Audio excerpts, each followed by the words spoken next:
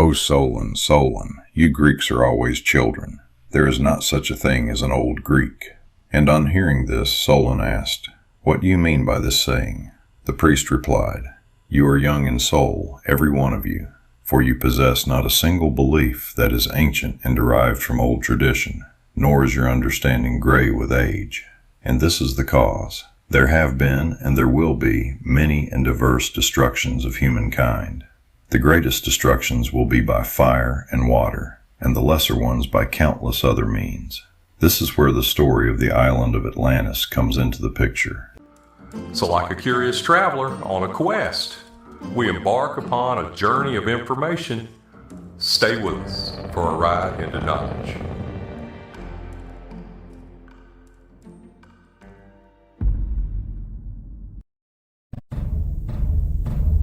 And after Osiris banished barbarism from Egypt, he planted the lotus of wisdom there, then left on his long journey to civilize the rest of the world.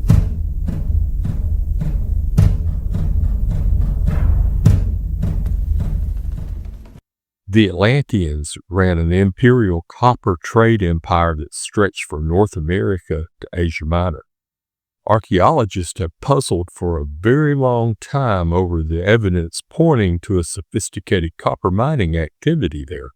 It took place in the area of the North American Great Lakes some 5,000 years ago. Menominee Indian tradition speaks of the fair-skinned mariners who had come in the past to dig out the shiny bones of the Earth Mother.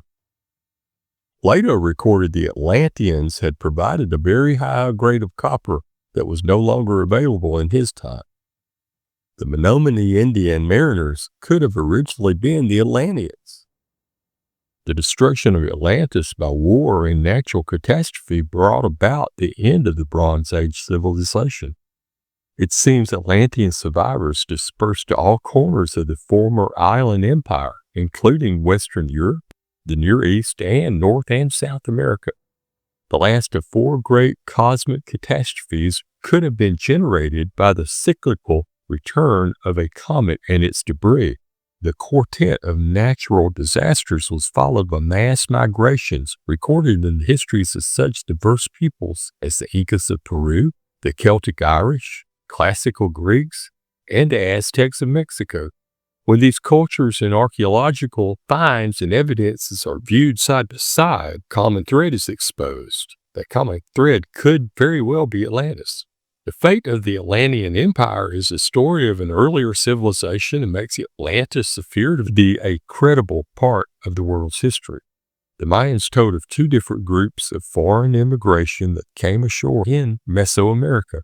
According to the Mayan calendars, cross-referenced with our calendars, a new world age or sun began on August 12th, 3113 BCE. This date goes along with the archaeological time frame of Mexico's first civilizers, the Olmecs. The two previous theorized timelines of 1500 and 1200 BCE for the sudden beginnings of Mesoamerican civilization are realized with the geologic upheavals and final destruction found in the Atlantis story. Both cataclysms started different migrations that created the two later cultural levels of Olmec civilization. Now, the date of 3113 BCE for the foundation of the Mayan civilization is still more amazing because in that same year, the dynastic civilization began in Egypt. These two developing events, separated by half a world but united in time, were not coincidental. A comparison of the artifacts shows remarkable similarities. Combined with the identical starting dates for the Valley of Mexico and the Nile Valley civilizations, plus the first monarchs in both cultures that reveal a core relationship between Mesoamerica and Pharaonic Egypt, seems to be beyond question.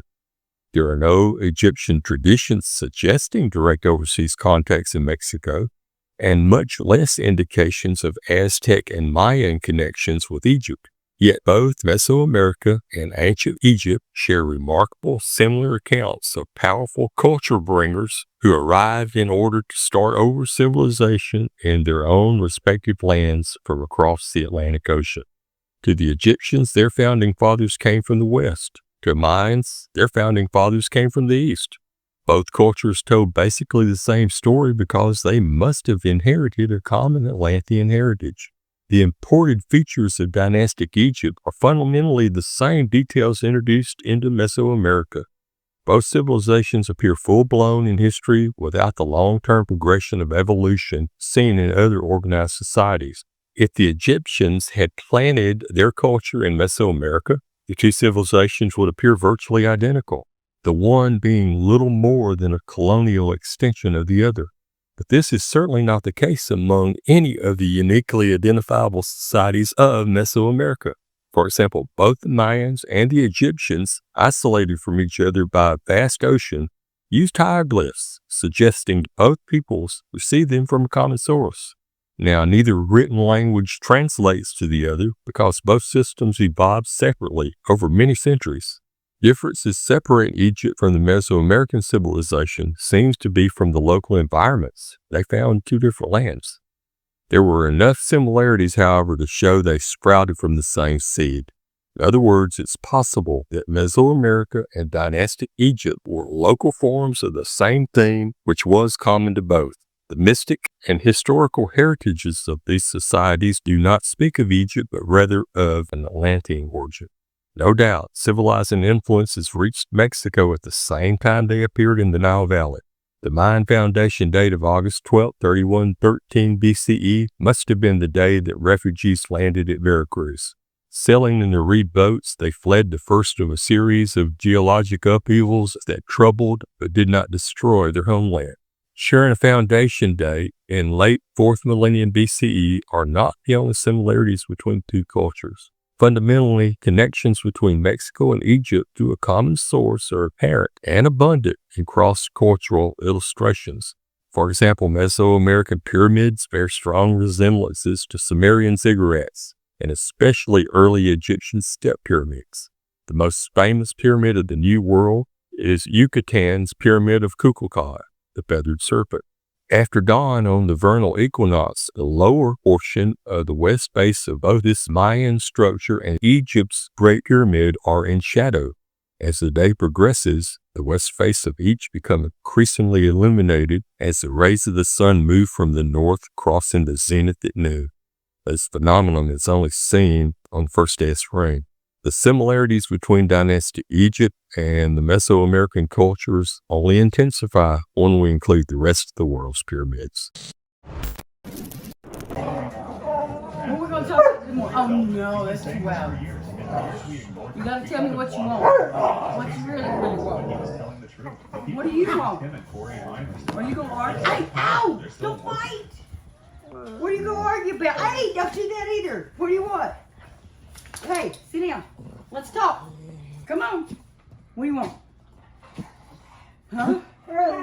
You want out? What do you want? You want out? What do you want? What do you want? Can you say something? Somebody tell me. Somebody tell me. Out! Who's going to tell me? Out! You? You see out? Oh. Can you see? You will run. You need to go out. You gotta go pee-pee? Oh. Okay, let's go pee. Oh shit. She stomped my foot. Alright boys, y'all can go with her.